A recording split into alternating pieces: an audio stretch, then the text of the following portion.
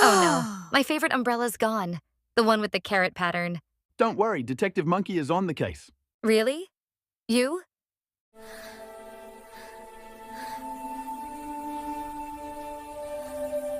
Last time you solved a case, you accused your own tail.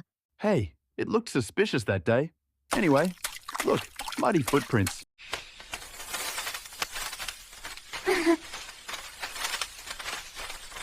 They lead to that duck. Act natural.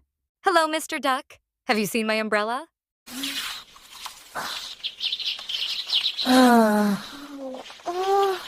Quack, I just borrowed it to shield my eggs. Ah, case solved. The duck's a borrower, not a thief.